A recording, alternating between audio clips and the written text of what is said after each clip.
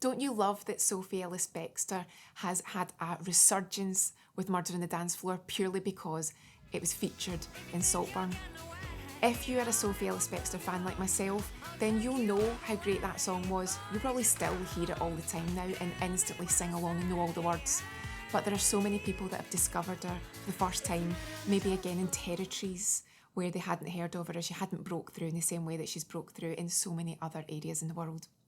So if Sophie is someone that you love, then you'll know how much her back catalogue is really A-class, it's brilliant. You'll also know that a lot of the songs that she's brought out in recent years are also just as good as Murder on the Dance Floor.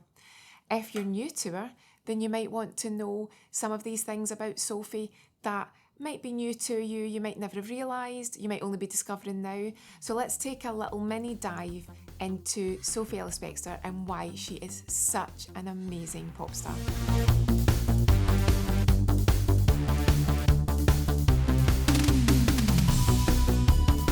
There'll be many of us who first noticed Sophie Ellis Bextor with Groovejet. And she really did capture your attention because her singing voice was quite different. She had that lovely model look, and she is a model. Some people might know her from The Audience, which was the band she was in previously. But since Groovejet, even though you might not have been aware of her, as I say, in different parts of the world, she's been so consistent.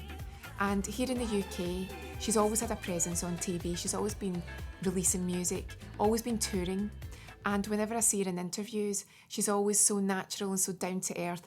Plus, I cannot deny that being a Blue Peter fan, even though I was quite young when her mum, Janet Ellis, was a Blue Peter presenter, there's always that lovely connection. And she does tell quite a few stories about reselling Blue Peter badges in the school playground to make some money. So how can you not love her for that? That is nice, some genius ways of making money when you're younger. You use your connections. Now, I had a friend who worked in a hotel in the early 2000s when it was the big chart battle between Groovejet and it was Victoria Beckham and Dane Bowers, Out of Your Mind. And my friend actually, she didn't meet Sophie, but the big competition to see who was going to be number one, she actually served Victoria Beckham. And that's the little connection that I always think, when I think of Groovejet and I think of the fight in the charts, if anyone remembers that, then that always reminds me of when my friend said that Victoria and Dane had come to Glasgow because they were filming a Saturday morning television show, you know, the kids' shows that they used to film. I want to say it was something like Fully Booked, if anyone remembers that. And she said that when she was working in the hotel, she actually served Victoria, and she said she was really friendly. But obviously not friendly to the point where you're having a chat, but she said that sometimes you would get celebs that were quite standoffish or do not speak to that person, do not look them in the eye.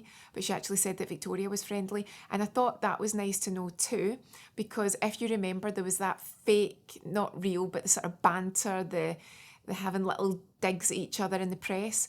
But in all honesty, most of these people are actually really genuinely down to earth and actually quite friendly, and it's all about fun. I nearly spoke to Sophie Ellis Bextor at an awards ceremony about 7 or 8 years ago. Our company was nominated in a category and Sophie was there with her team because she was filming a documentary, and she was heavily pregnant at the time in this beautiful black dress, and she was sitting down and her team was with her, and we were, I'm not joking, we were like 2 tables away, and she looked beautiful, exactly how she looks on TV and in images. That's how she looked in real life. And I can't deny I was too nervous to go up and say hello. I've got no doubt she would have been really friendly, but she was surrounded with a crew and she was getting ready to film, and I was too worried that she might say, or someone around her might say, go away. I don't think she would have, but I can honestly say that I've seen her very close in the flesh, and she was smiling and she was interacting with her crew and she looked lovely. So that's the closest I got, and she looked beautiful. So that's my sort of, I've nearly met her but not spoke to her, nearly met her, I don't know, but that's something that always, again, I think in my mind whenever I see her on TV, I think, oh, she looks so lovely, she looks so chatty. Songs that she's brought out recently, I love that one that she brought out, Hypnotized. Now, was it last year? I think it was, possibly the year before, because time flies. Hypnotized was such a good song. If you've not heard it, please search it out because it's so catchy. To me, it's like another Murder on the Dance Floor. It's just got that instant hook. The producer and writer is also from Glasgow, so I've got that little connection with him. And she always brings out music that you think instantly, number one, you know it's Sophie, and two, it's always so well produced, so well written. She really gives it so much thought. The other thing is, if you've not watched the Kitchen Discos, I'm pretty sure that you can still find them on her Instagram. The Kitchen Discos were amazing. When we were all locked down, it was more or less for one point in time, every Friday or every few Fridays, and those Kitchen Discos were half an hour of pure bliss. They were so entertaining, the kids were so fun.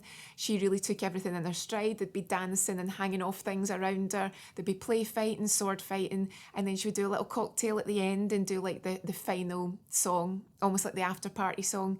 And it would always be something that you could understand why she'd picked it, but it might also be a little bit off the wall, like something like Julie Andrews, a few of my favourite things from The Sound of Music, all these kind of things, but you go, yeah, that's Sophie, I can understand why she did that.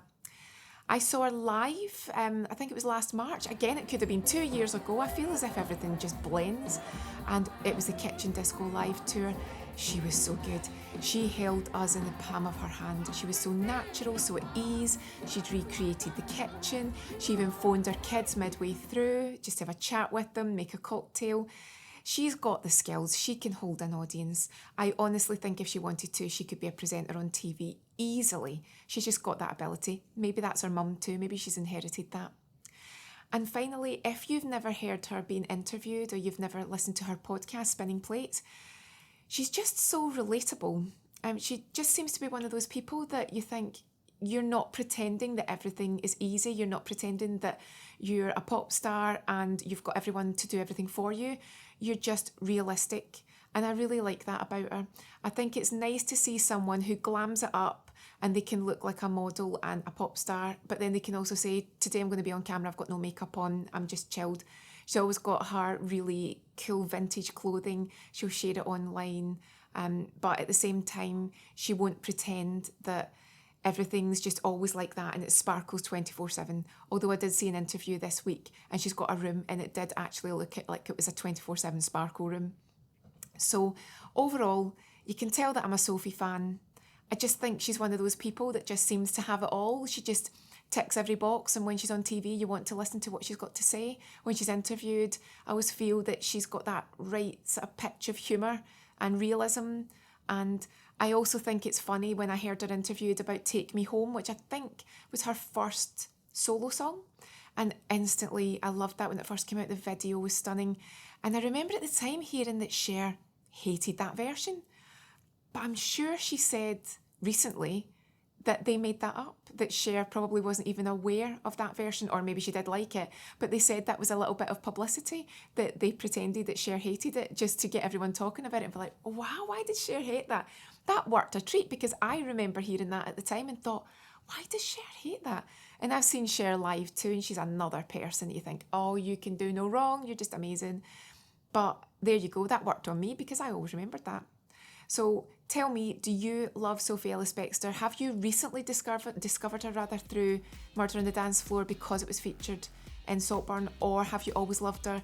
Has she had a song or an album out that really is your favourite and it's not one of the most famous songs? Do you know her from her podcast? I'd love to know.